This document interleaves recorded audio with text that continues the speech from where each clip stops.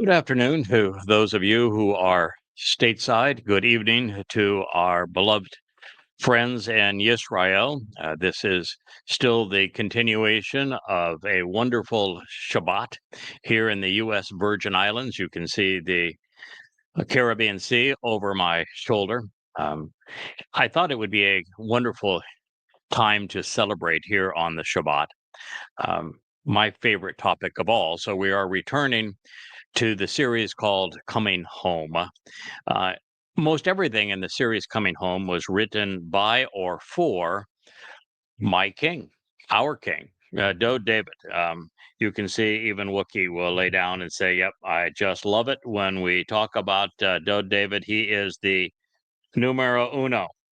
Uh, the thing that is so remarkable about this man, and we're going to continue on his 103rd Mizmor.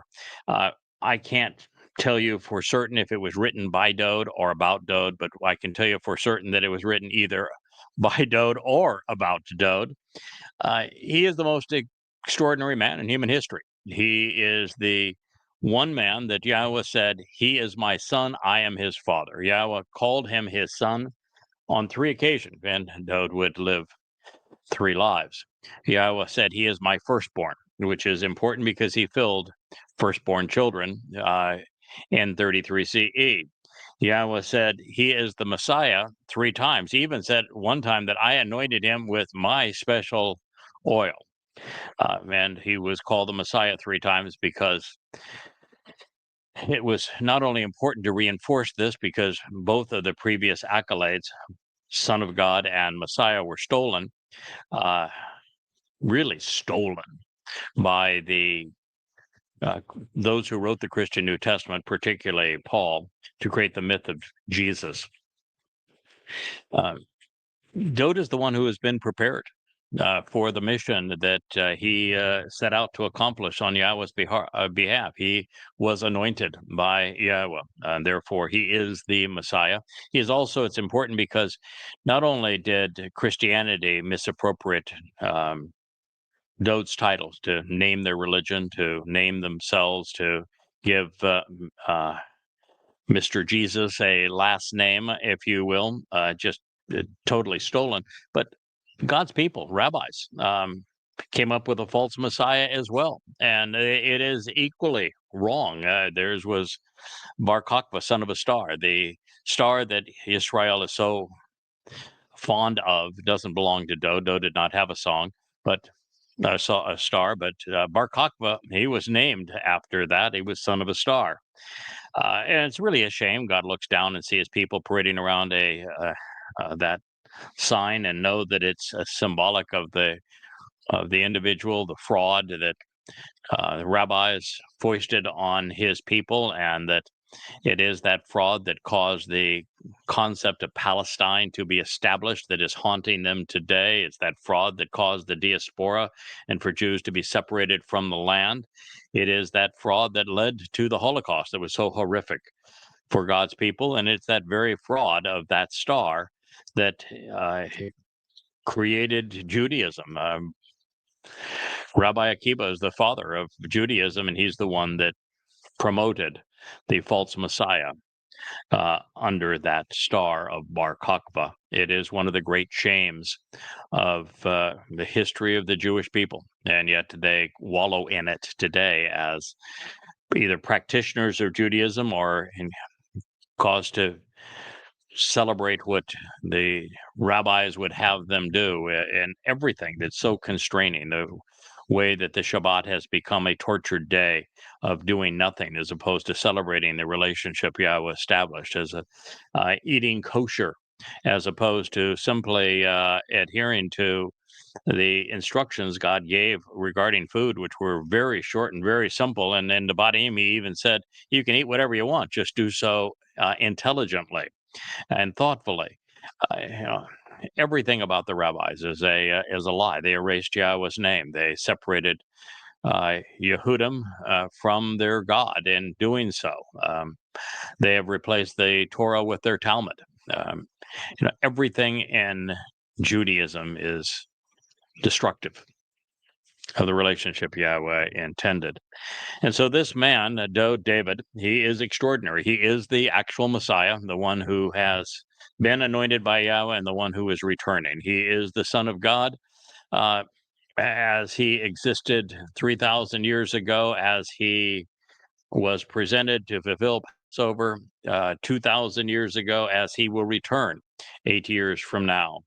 He is the chosen one. He is the former and returning king. He was a great prophet who not only wrote about his second of three lives as he would fulfill Pesach, Matzah, and Bakurim, but also about his return and all of those who would speak out against him, who would rob him of all that he had achieved for God's people. He is the ultimate Gabor, the man who is courageous and capable for God and his people. So this is really an extraordinary individual.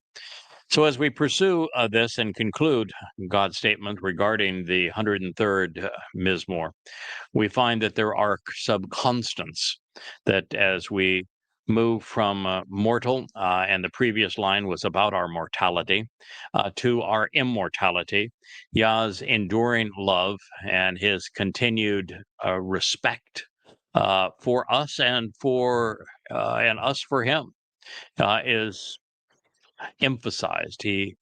God is committed to doing what is right, and he is devoted to the covenant family, closely examining, carefully considering the directions that Yahweh has provided regarding the terms and conditions of the covenant is essential for us to respond to him and receive the benefits through the Moed Mikre, so that we can be part of God's everlasting family. We are afforded through Passover, which is the doorway to life, continuing to live through matzah, removing the guilt of religion and politics from our souls, deposited in Sheol, never to be seen again, and through Bakurim, admitted into God's eternal family, so that we can be enriched and empowered by him. So as we continue, this is the next line of the 103rd Mizmor or song. It reads, "But the steadfast and enduring love, the unfailing generosity and mercy, the chesed, the magnanimous nature and the unmitigated affection, the overwhelming desire to favor us, lavishing us with the benefits associated with Yahweh." Yahweh is an accurate transliteration of the name of Elohah, God, guided by his Torah instructions.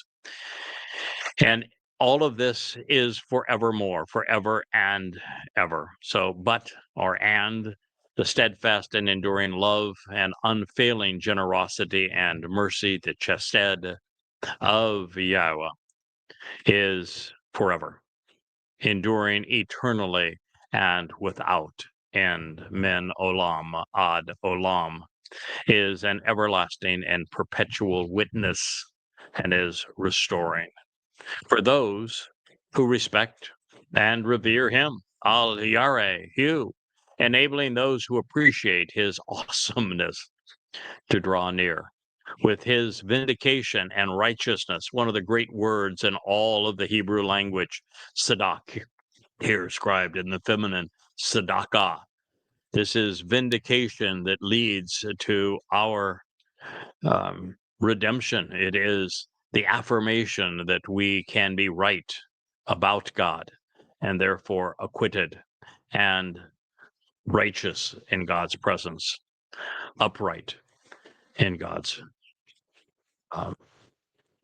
before God's appearance as he will return. Tzedakah is to be correct, to be right, to be valid, to be vindicated. It is such a powerful term. It is to be honest and fair, to receive the benefits of his, of God being consistent and reliable. All on behalf of his children and his children's children, for those who observe, who shamar. So all of these benefits being acquitted and being right with God is a benefit of his covenant, Bareth, his family-oriented relationship, his household and home, his familial agreement and contract, this binding oath and promise, and who remember the most memorable of men, Wa, La, Zakar, who are mindful to act upon and engage in, La Asha, him, to act upon, to engage in, to benefit from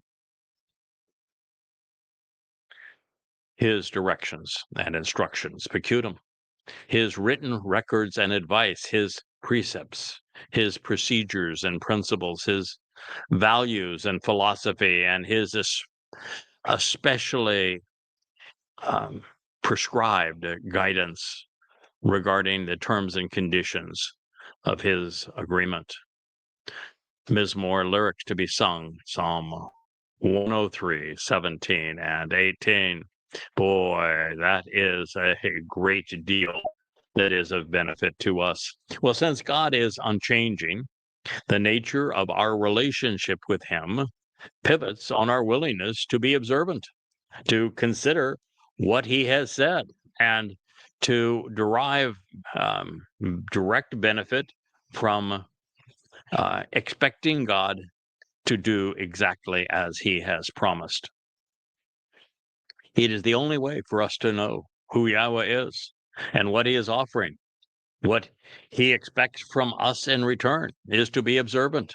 And what we're asked to observe is the Torah, the prophets, the Mizmor, the Psalms, the Mashal, the word pictures that Dode, his beloved son, has painted, and the writings which draw our attention to this most important of all relationships. The writings focus, of course, on the life and times of David. He exists in the middle of God's portrait, where over 6,000 years we are asked to leave the garden and we return to it, with Dode living in exactly the middle of that time. And so the highest calling in life is to become part of the covenant family. Now, for this to occur, we must come to realize that Yah's mercy and his enduring love is directed towards those who come to know him by name, toward those who respect who he actually is and what he is offering, what he has said and done, particularly what he has accomplished through his son. And for those who seek to be right about him, considering what he has said in his testimony under his name, and rejecting what the religious have written about him. Before anyone came to appreciate Dode's role in fulfilling the Moedim, particularly Pesach, Matzah, and Bakurim, and again on Yom Kippurim, the day of reconciliations in our future, with Pesach, Matzah, and Bakurim being 2,000 years now in our past. The Moedim are the living embodiment of the covenant. They bring the covenant to life. And I struggle to understand why Dode didn't enumerate or explain the purpose of each of the covenant's 5 requirements, or elaborate on the benefits that reveal the symbolism that is associated with each of the mikre, or how to specifically identify their purpose.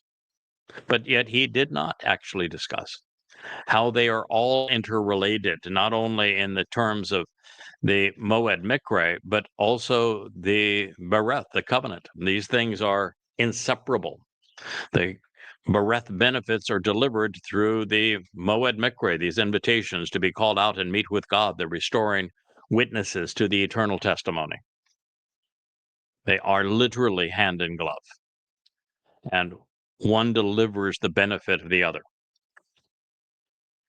But heretofore, no one's ever explain that. I mean, God has given us all of the clues that we need, all of the evidence that we would require to deduce what I have shared with you. But nonetheless, I'm the first to do this for you.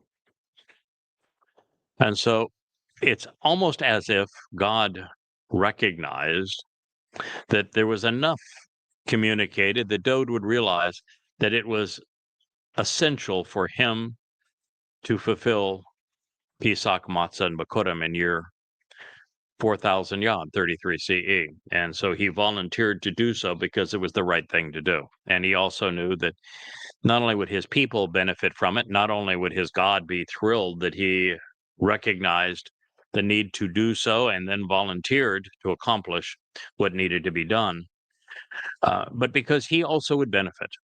And he benefits by the fact that heretofore Jews have been impossible to lead. And Moshe gave up on you, literally gave up, said, I cannot do this anymore. God, you might as well kill me because these people are absolutely impossible.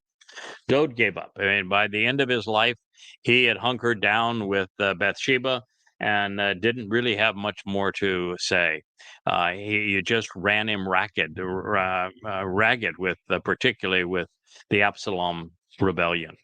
And if these two great men can't stand what you had done to them, it's a lot to ask for this one to do it. But nonetheless, I'm going to see it through because I respect what Moshe and Dode have accomplished.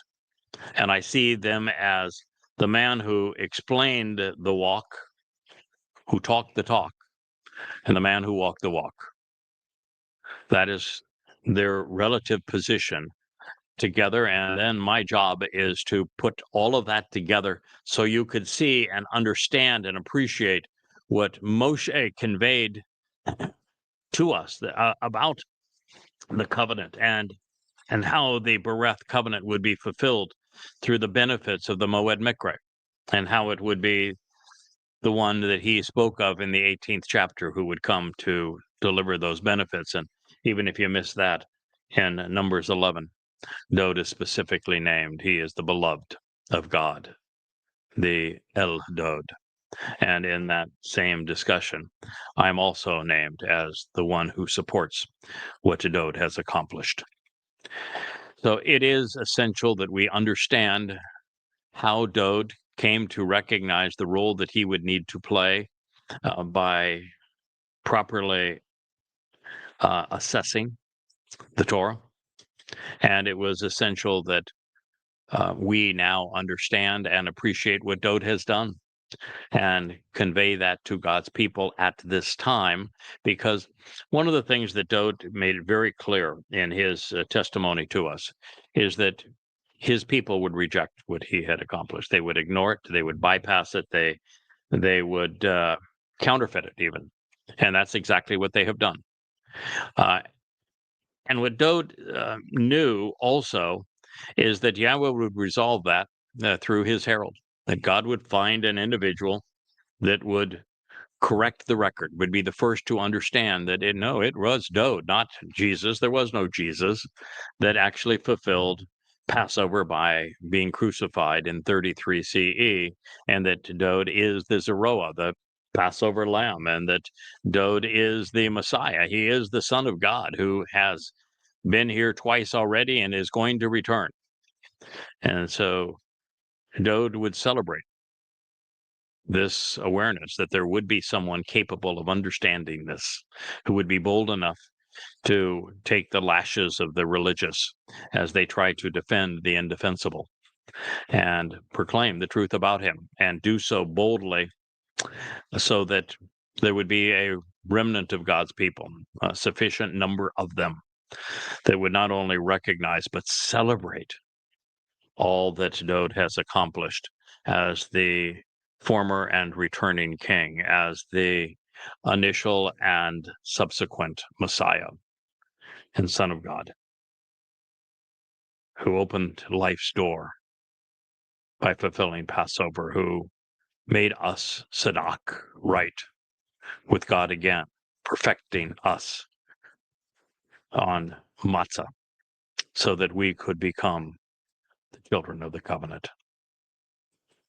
So while Dode spoke vociferously of his father and the covenant, he actually never correlated God's timeline with the events he and others had and would fulfill, although he gave us the exact date that he would fulfill Chagmatzin 33 CE. And when you recognize that from Daniel and you do the math, now you have the cornerstone, if you will, of the timeline. And it is in April of 33 CE that Dode fulfilled Pesach, Matzah, and Bakorim. And then you understand the purpose of the Yobel, which is a 50-year period, and that everything with Yahowah unravels and unfolds under a 40 times something. So 40 Yobel, you go back 40 Yobel, and now you have the event that caused Dode to recognize that he should be doing this, which is the dress rehearsal for Passover, where Abraham and Yishak went out up Mount Moriah. And when Yahweh told Abraham, do not sacrifice your son, your only son, whom you love, I'm going to provide the lamb. And he did, his son, David, whose corporeal body fulfilled Pesach. Exactly 40 Yobel, 2,000 years later, and exactly the same place.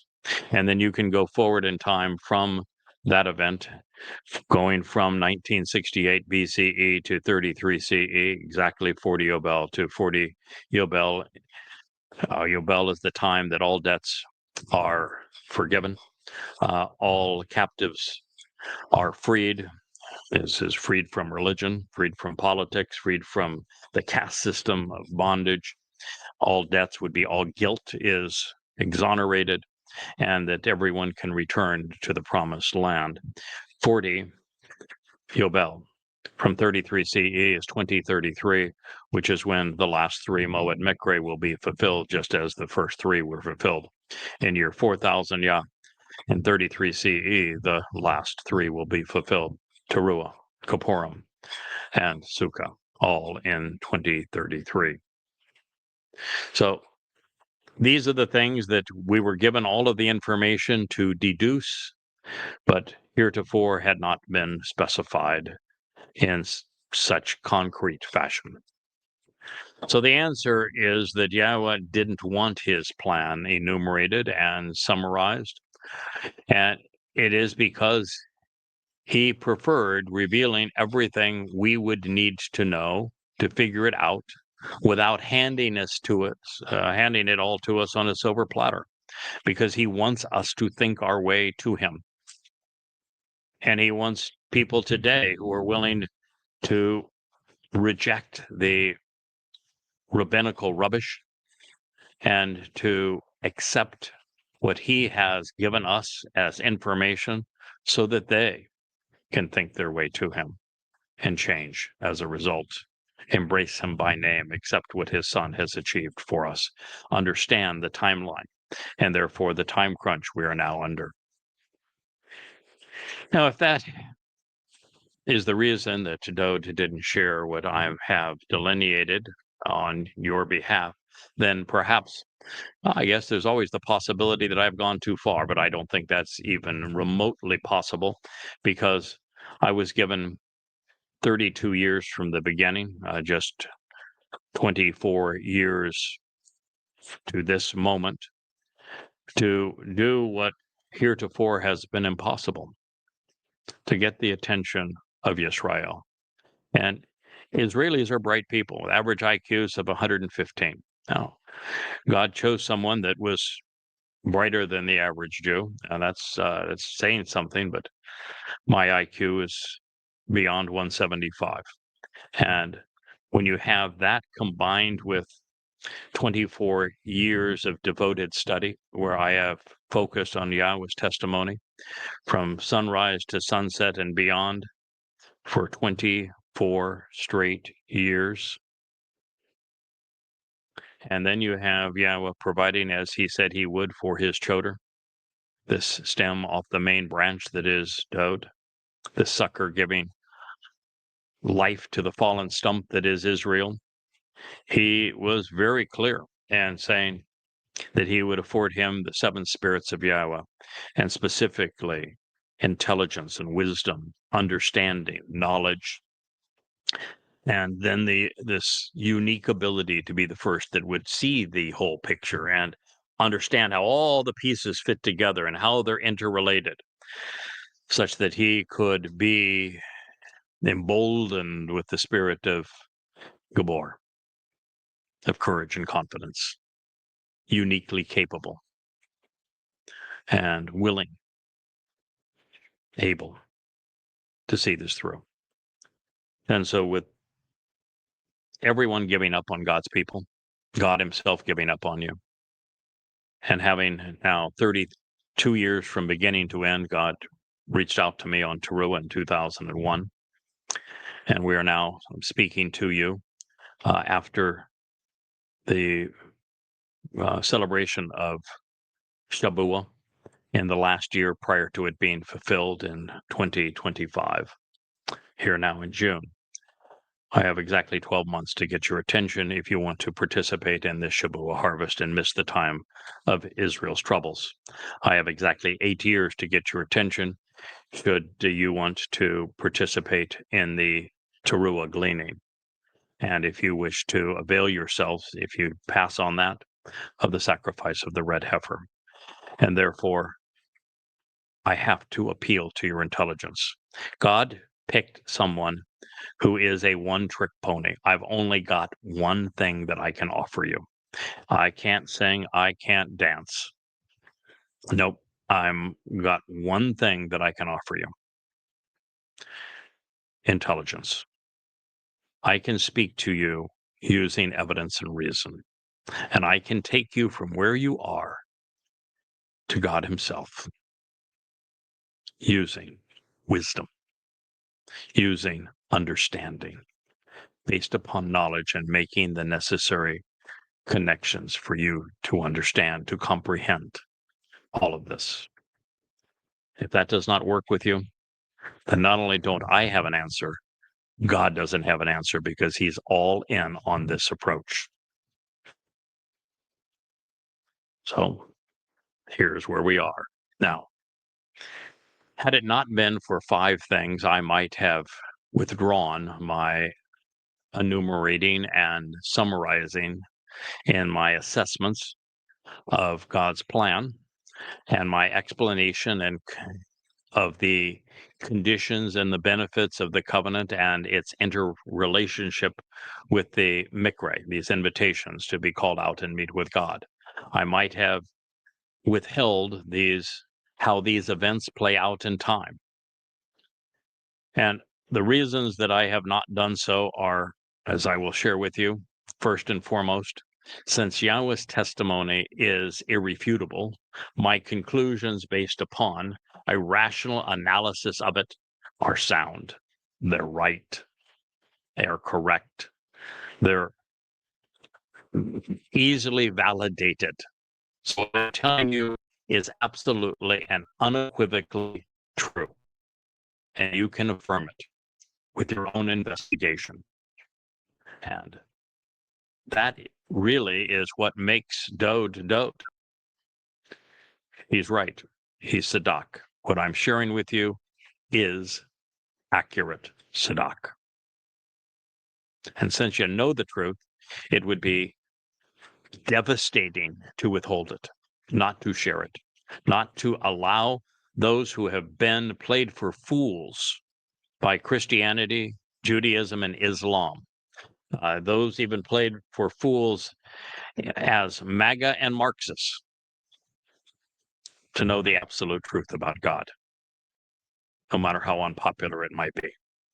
Second, having never actually comprised a summary of Yahweh's plan, nor even considered simplifying his message to humankind, and as one so enamored with Yahweh's words that I am considered more verbose than trite, I don't think I could have made it easy. I am quite certain that with my love of words, my profound respect for learning and teaching, for my passion to discover all that there is to know in Yahweh's testimony and then communicate it as completely and accurately as possible. If God wanted uh, it dumbed down and he wanted a summary version, I can assure you he would not have chosen me. I am absolutely the wrong guy to dumb it down for you. If God wanted it complete, he wanted it accurate, he wanted it intellectually stimulating, he wanted it easily validated, he wanted it all interconnected so that you go from knowing to the ultimate prize, understanding, then Yahweh picked the right guy. And since I'm that guy, I'm going to go with the realization that Moshe and Dode and my good buddy Yashaya, even Yoel and Malachi and Zechariah, Hosea as well, Shamuel, we all share this in common. We all have a great and profound love for words and for not only learning and developing a basis of knowledge of what God has said, but making the connections to understand and then sharing what we have learned. If that's not your thing, then you probably won't like Yahweh very much either, because you think I'm verbose. I can compete in verbosity with, and I have written more than Moshe and Dode and Yashaya combined. And that's a lot. But I can't compete with Yahweh and choose not to. And I'm not competing with the Moshe and Dode and Yashaya either. I'm a conveyor of what they conveyed. I am a lover of what they came to love. I'm an advocate of all they advocated. Third, most of the many thousands of insights that I have been able to derive from Yahweh's words are unique in the sense that rather than building off of what other men have discerned, I have been inspired by the one who inspired the prophets. And all of these profoundly important revelations, from the first to the last of them, many thousands of them, are all consistent with Yahweh's nature, and they all resonate within those who know him. I have deduced thousands upon thousands of unique insights regarding God, derived exclusively from the text that God conveyed through his prophets. Now, why would God enable that if he didn't want me to share it with you at this time? And I'm not one who keeps secrets. My wife always laughs at me. If you want something blabbered all over, tell it to Craig. He's the first person that will go and share it, because he can't keep a secret for 30 seconds. Now, that's true. I am transparent. What I have learned, I share. I don't think God has any secrets, by the way. I think God's told us everything that was valuable for us to know, and that we're in a position where we can deduce what he wanted us to discern so that we can share it with his people. Fourth, I am the first since Dode to assess and explain the importance of the role Yahweh's son, his beloved son, Dode, the Bakor, firstborn, the Messiah, the anointed Messiah, played. I'm the one who came to appreciate Dode's Mizmor, recognizing that David is a first-class, extraordinary Nabi. He's also a lyricist, and he's absolutely a prophet. He is the ultimate, from God's perspective, Melech king and counselor. He is Shemach, the branch. He is Ra'ah, the shepherd. He is Zeroah, the sacrificial lamb. And he is the Kaf, the very hand of God in fulfilling the Moedim to provide the benefits of the Bereth covenant.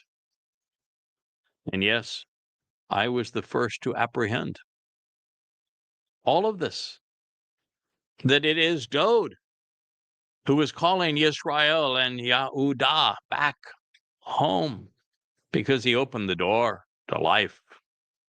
He provided the means of perfecting them so that they can live in God's presence. And then he signed our adoption papers into the covenant family.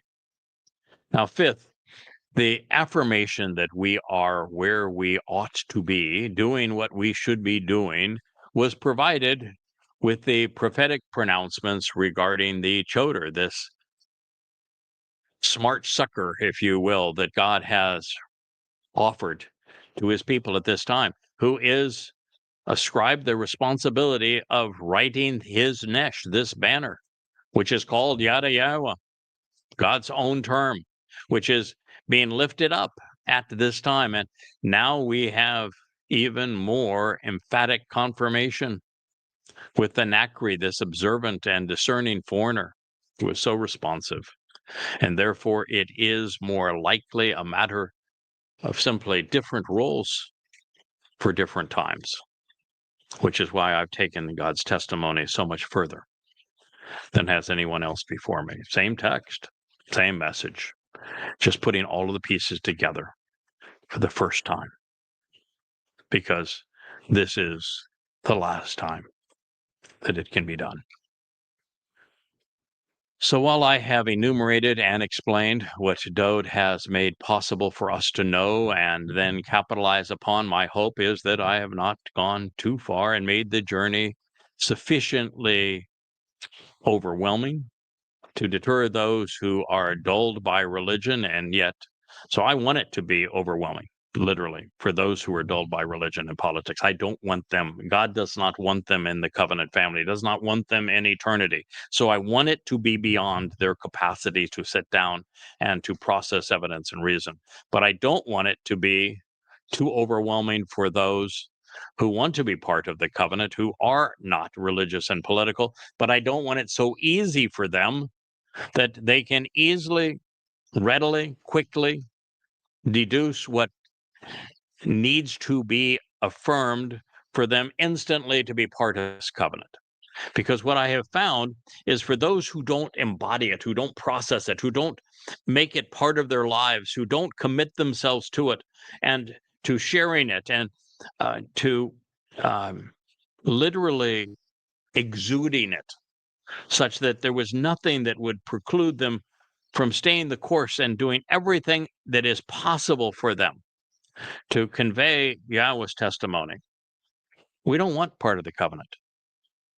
You know, we came to a situation back in December of last year where there were people who were on the fringe and some people who seemed to be deeply involved in communicating God's testimony, who were lured away by a psychotic woman. And one of the lessons that we learned there is the covenant family is comprised of people who stay the course. We have to mirror Yahweh's approach. We have to stay the course. Listen, even when Moshe and Dod gave up on Yisrael, they didn't give up on God. And they continued to stay involved. And now when you look at the support that this message has on X, on Facebook, on YouTube, it's overwhelming. People are just enormously grateful to have this opportunity to learn about God, to be part of his covenant family, and to share what we have learned and to reinforce it. And there is nothing that's going to stop them between now and the time of the Shabat harvest. So I know that I have not made it too easy and I have not made it too hard. And I think that's exactly where God wants us to be. So if you are Yisrael or a Yehud, the intellect that I have stirred in this process and plumbing the insights that Dod has articulated throughout his presentation of his lives, I know it will appeal to you. If you're willing to forego religion and politics and be open to the truth about God, what I have to say to you will resonate within you just as surely as Dode is one of you. Now, this said, I ought not have worried. You see, chesed, mercy, is written uh, in Paleo Hebrew, uh, telling us in such a way that there is a fence comprised of thorns outside of the doorway of God's home, keeping the unwanted out of the family. So you have this word chesed that is written such that um, there's this wall of thorns is precluding those who should be forestalled on their desire to enter. Now, here is yet another example of Hamashiach's brilliance.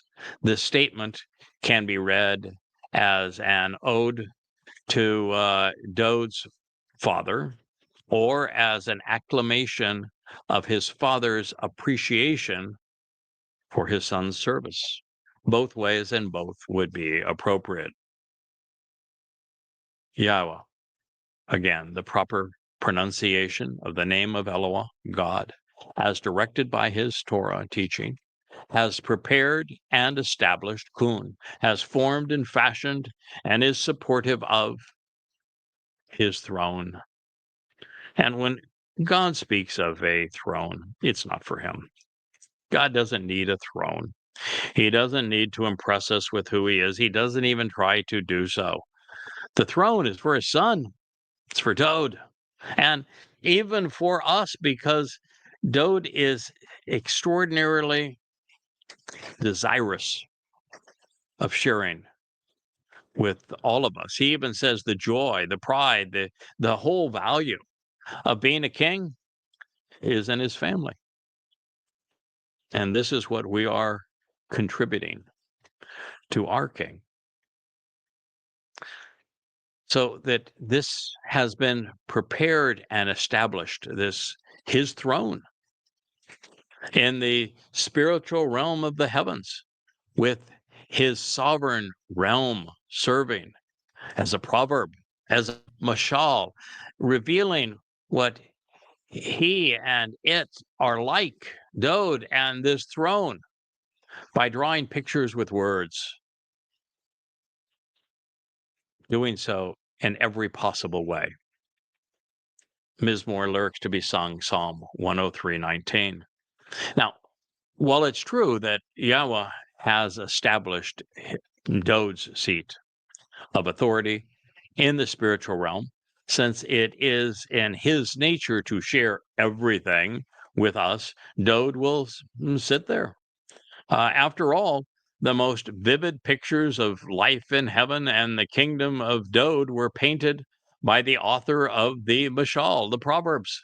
And therefore, this is likely written in the lowercase his, speaking of Yahweh is offering this throne, this seat of honor to Dode, which he says often. I mean, one of the most beautiful places is my favorite prophecy, 2 Samuel 7, where he says the throne of Dode is going to be established forever. And in the most beautiful song ever written, the 89th Mizmor, which is a song where Yahweh wrote the lyrics to acclaim his great love and appreciation of his son. It also speaks of that throne for Dode David to exist forever. It's Dode's throne. He is the returning king of forevermore and of everything. Dode's royal reign is being established by Yahweh. And so this is Yahweh saying, this is my respect for my son. Yeah, God can't act alone. Because if he did, he would destroy the entire purpose of the covenant and of creation and of life and of humans in the first place, of the garden. He would destroy it all. And he would become inconsistent with his prime motive. And therefore, God chooses to work through selected individuals. And the most important of those is not Moses, not by a long shot. It's David. And that's why I'm here, to let you know that Dode is the apple of Yahweh's eye. He is the ultimate Yehud. He is the firstborn. He is the one. When Yahweh says he's coming back with him, he draws our attention in Zechariah 12 to say that all of the attention is going to be on Dode, and everyone's going to be crying out for the firstborn, who, by the way, God says was pierced. And he was, because he endured crucifixion in 33 CE. All the way through, God is thrilled with what his son has achieved. God even says that when he returns with Dode, Dode's going to be as brilliant as the sun. He doesn't say, yeah, he doesn't say, I'm going to be as brilliant as the sun. He says, my son's going to be as brilliant as the sun. And he doesn't even say, I'm going to return as God. He says, my son is going to return Elyon as God. This is God's way of communicating. I mean, there are hundreds upon hundreds of prophecies that explain the role that I am playing on behalf of Father and Son for the benefit of God's people. And God shares them all and speaks so highly of what we're doing, even endorsing Yada Yahowah, because it is God's style to work through people and to appreciate what they have done. It's just who Yahweh is. Now, painting pictures with words, mashal, is something at which Dode was particularly adept, as was the father. And often it is the only way to convey what we cannot actually see from our current perspective. Heaven is a perfect example, using terms common to our three-dimensional material existence. Yahweh's prophets have tried to describe the spectacular appearance of what is going to be like in the seventh dimension. But frankly, it is well beyond our current comprehension, is far removed from what we can perceive as three dimensions are from seven. Now, that being the case, Yahweh has shared something which can help us visualize the unseen. Aspects of the Garden of Eden were modeled after heaven. Did you know that? Consider what happened there, especially the interactions between Yahweh and Adam, and then expand the boundaries of that garden to the size of the universe, 93 billion light years in distance, at least, from what we can perceive without light leaving us faster than the speed of light, so that it is beyond our grasp. Now, this provides a glimpse of what we're going to experience camping out with Yahweh and the other members of the covenant family throughout time and space. We will be guided by his words, even his Torah teaching, which will then be integrated within us.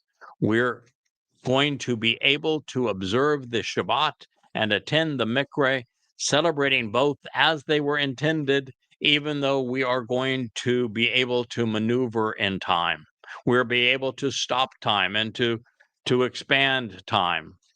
But we will no longer have to endure any form of religion or politics, lies or liars, abuse or abusers, because they did not exist in the garden and we're being brought to the garden. Just as we are afforded the options of assigning heaven's throne, although I'm pretty clear that Yahweh is saying that it belongs to Dode, and the kingdom to Yahweh or Dode, although I think that's exceedingly clear as well, that it's going to be the kingdom of Dode. God's made that statement obvious to us on numerous occasions. The fact of the matter is that Dode is the ultimate Gabor.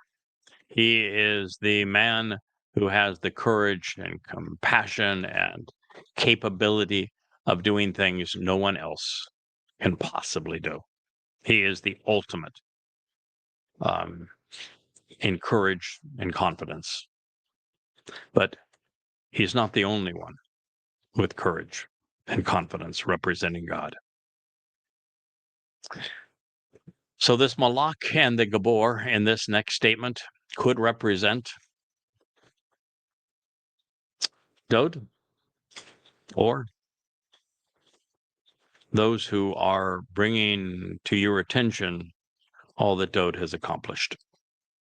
However, since Dod would have had no influence over the spiritual realm at this time, it's far more likely that this was addressing the most courageous and capable of Yahweh's human witnesses, and that would be those that are sharing this Mizmor with you. It says the Malach, messenger, this witness, the envoy and representative, that you should choose as this Malach, this spiritual messenger.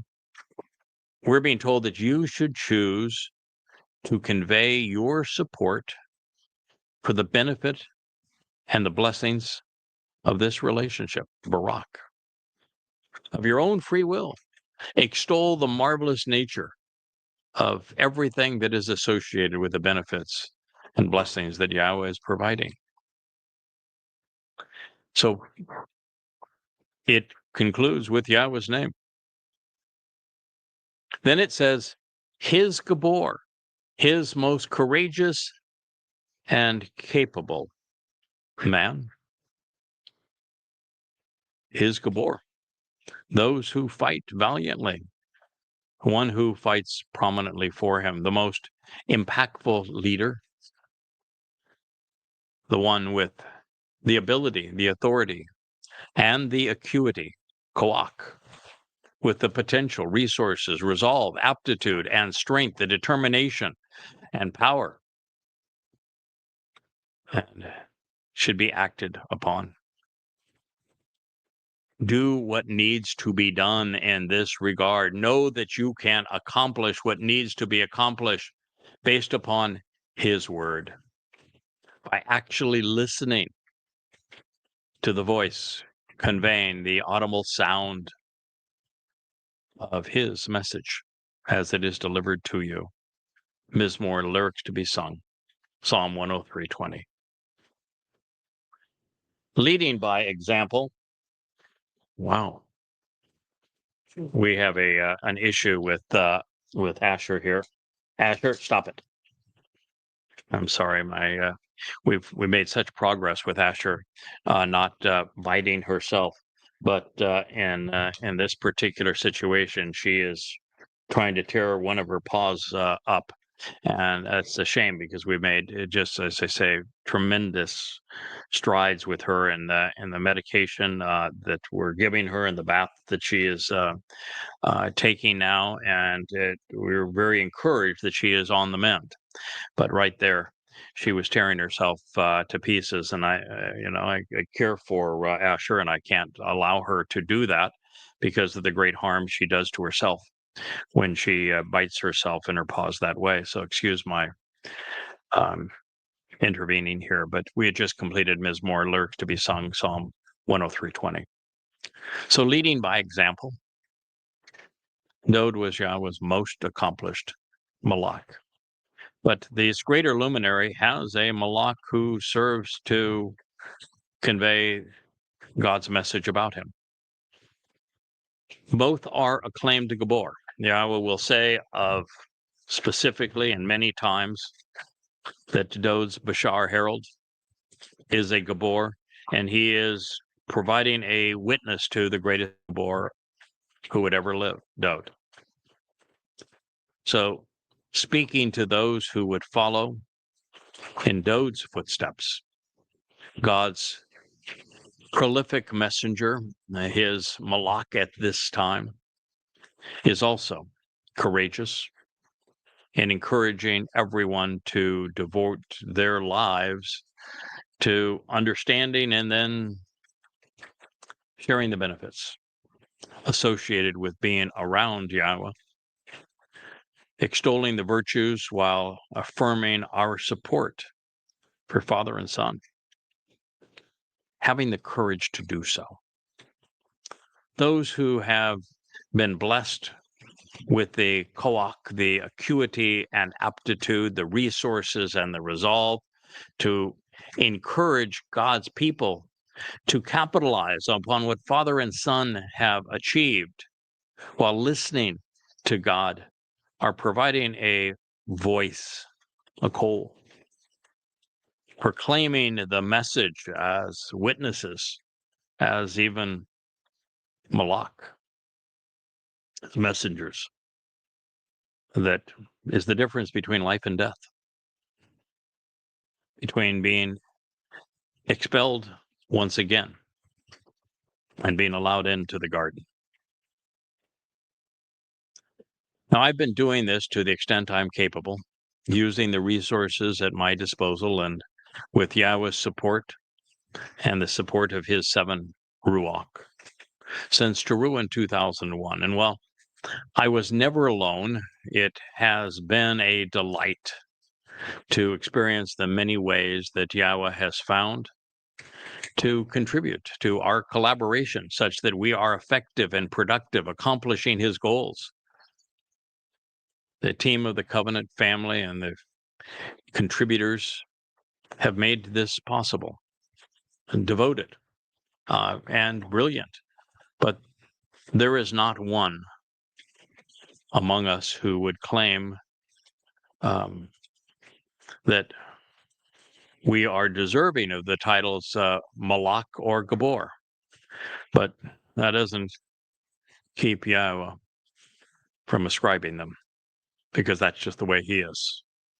And, to some extent, when you consider what we're up against and how much confidence and courage, boldness and dedication is required to battle against religious and political Israel, it takes some serious Gabor to make that happen. And we are, after all, representing the ultimate Gabor and Dod David. And I can't imagine that God would have a wimp serve as the herald for his courageous son. Can you? Well, perhaps I am being a bit overdramatic, and that there will likely be many more affirmations like this, but one thing is certain: Yahweh's Malach, his messenger, his witness, and his Gabor, courageous and capable men. And in this case, from God's perspective, the Gabor are his Zeroah, Moshe, Dod, and Yada. And all have been blessed with koach. They're determined to prevail. Our strength, our confidence, our fortitude to work with our Father on behalf of his Son and the children of Israel all comes from listening to the message that has been conveyed to us, and it continues to this very moment. As has been the case with Dod's previous 2 statements, we can identify these Shabat with the heavenly host, or we can conclude that Dod is now addressing a broader spectrum of those who would intervene in the last days with courage and compassion and conviction to make this message known. The Messiah is speaking of those who will be serving in the last days, making all that he has contributed available to God's people before it's too late. Now, here's the next line. Every one of his Shabat, his supporting cast, those serving him, the willing conscripts who have been mustered and sent out to assist in this battle, all of them, you should choose to convey your support for the blessings and for the benefits, and of your own free will acknowledge what is being extolled on behalf of Yahweh. those rendering assistance and serving him, that would be Yahweh. Those performing a service and ministering in his interests, attending to what pertains to him, engage to accomplish. They act on behalf of the benefits that can be derived, laboring and performing based upon his will, his ratzon. Mizmor 103:21. All of his ma'aseh, workers, accomplishing his goal. Everyone who labors on his behalf, you should choose to convey your support for the benefit of Yahweh. We are serving Yahweh. We are showing our support for Yahweh. We are engaged on his behalf. We're working with God. And this God, our God, the God, has a name, and it is Yahweh. And we are to do this in all of the places his influence is felt, and his mashal, word pictures, are considered. And that is our life. That is what we have been asked to do. Every place that Yahweh is prominent and understood, distinguished in this way. It concludes, my soul, my nephesh, my consciousness is the essential and living aspect of my persona. And it commends and adores Barak. Everything that is associated with Yahweh. Yahweh. To know him is to cherish his name, to acknowledge his name, to love everything that is associated with the name Yahweh. Lyrics to be sung, concluding 103:22. An accomplished speaker, such as Dowd, will tell their audience what they're going to tell them. They will tell them, and then they will summarize what they have told them. Dowd instructed us this way. He introduced and communicated this psalm, explaining that the service that his nephesh soul would provide in conjunction with his father, Yahweh, that it would deliver salvation to us, that it would be the way that we are redeemed,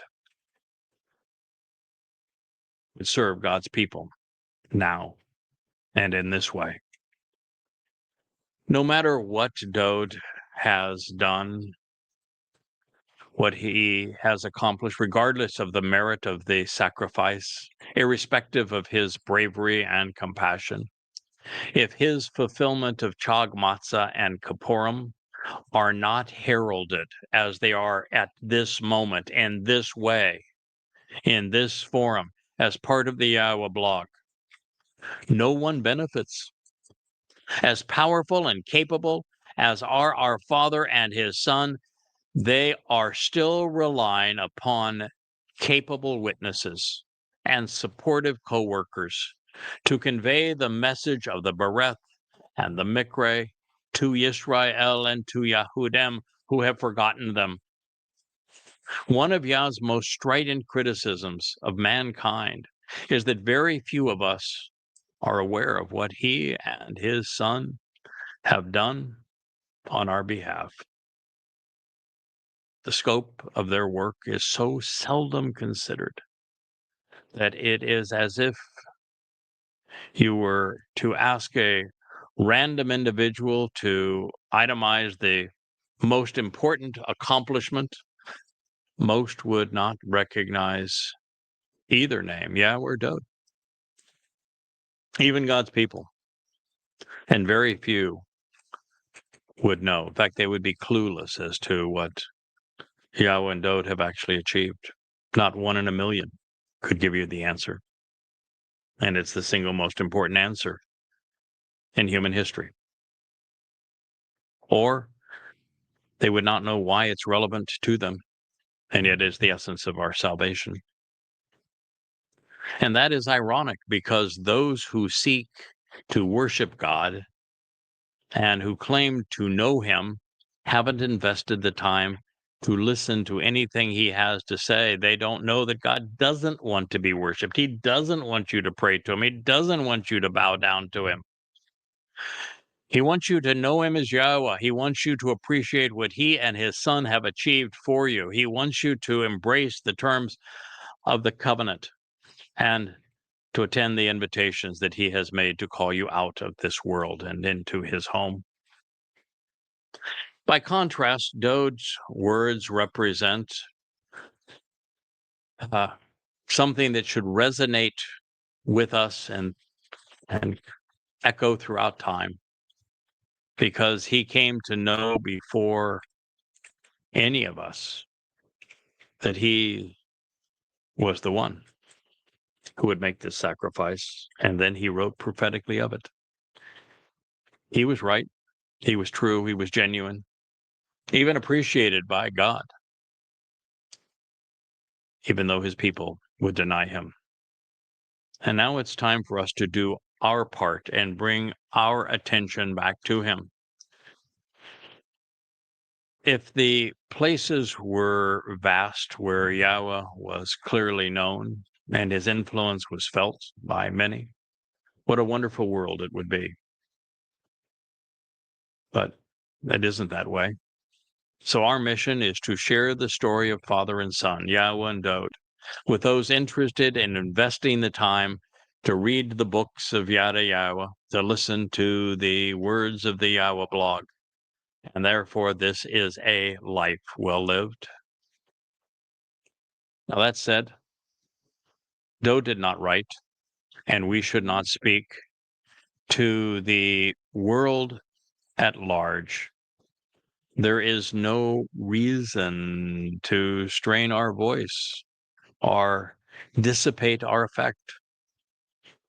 We seek to convey Yahweh's testimony to the receptive, to the open-minded. And so now, may your soul be nourished by this summary of these words. It begins, this is for Dode. It is to Dode. It's concerning the beloved and about approaching through Dode. My soul, my consciousness, and the essential aspect of my persona, which can be observant and responsive, that which conveys my personality, character, and attributes, and all of my experiences, you have chosen to appreciate and to acclaim, sharing the benefits of the association with me, along with all that is written about me and that is true within me, through and accompanied by the set-apart name. Mizmor 103 begins. My soul, your desire is to commend and adore, being thankful for the benefit of sharing the blessings that are associated with Yahweh. You will never overlook, nor ignore, not forget any of his accomplishments and resulting benefits. Who forgives? Who removes culpability from consideration so as to pardon? All of your errant thinking, your wrongdoing, your erroneous statements, and your distorted opinions. And who promotes restoration for everything which otherwise incapacitates and sickens you of all of your diseases and disabilities? Who is the kinsman redeemer who delivers your life? Who is the family member who paid the price for you to live? removed from the dungeness slime pit of corruption, who envelops you and crowns you in loyal love, steadfast devotion, and unfailing kindness, in addition to compassion and mercy, who abundantly satisfies with that which is beneficial and good, highly desirable for you, beautifully adorning you. She, on your own initiative, restores and renews, becoming similar to the eagle of your youth as children. Yahweh does what is right, engaging honestly and fairly, showing good judgment and executing justice on behalf of all who are unjustly exploited, defrauded, and deceived.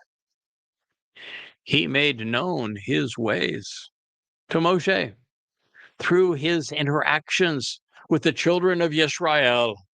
Oh, and they were obnoxious. Mizmor 103, now through the seventh statement. Yahweh is compassionate. He is merciful, long-suffering and loyal, slow to anger, and abounding in love, overwhelmingly kind and steadfastly loyal. He will not continually quarrel with someone, subjecting his preeminence to unending arguments, nor will he eternally serve as a frustrated caretaker, tending to those who displease him, maintaining the status quo as a disappointed and irritated observer, all while being resentful.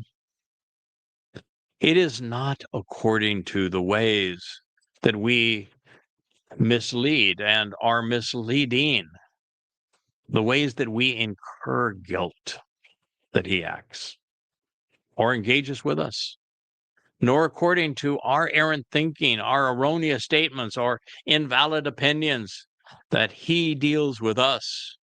Indeed, for just as the heavens and the spiritual realms are elevated in scale and dimensions beyond our comprehension, above and beyond the material realm, so too is his steadfast and enduring love, his unfailing generosity and mercy toward those who respect and revere him. As far as the sunrise in the east, where its increasing light is from the setting sun in the west, where darkness follows, so too, removed from us are our revolting and rebellious behaviors, all taken away because of what Dode has done. As a father shows tender affection and genuine love for his children, Yahweh genuinely loves and overtly favors those who respect him.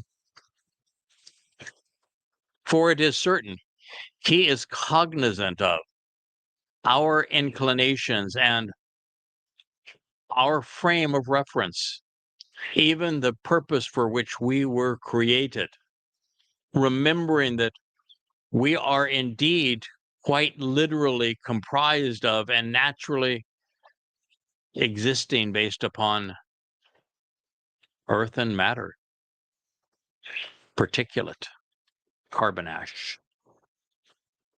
Mortal man Enoch's days are like the abode of dried grass, like the flowering nature of an engraved plaque on a shimmering memorial.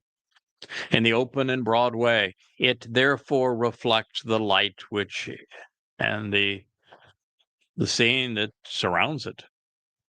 Yet, truthfully, when the spirit passes over it, then it is no more, and the place is no longer recognizable and remembered. But the steadfast and enduring love, the unfailing generosity and mercy of Yahweh is forever and ever, enduring eternally without end for those who respect and revere him, with his vindication and righteousness on behalf of his children and his children's children, for those who observe his covenant, his family, and who remember the most memorable of men, and who act and engage based upon his directions and instructions. Yahweh has prepared and established his throne in the spiritual realm of the heavens, and with his sovereign realm serving as a proverb, revealing what he is like by drawing pictures with words in everything that he has conveyed. His malach, his messenger, and his witness, you should choose to convey your support for the benefit of Yahweh.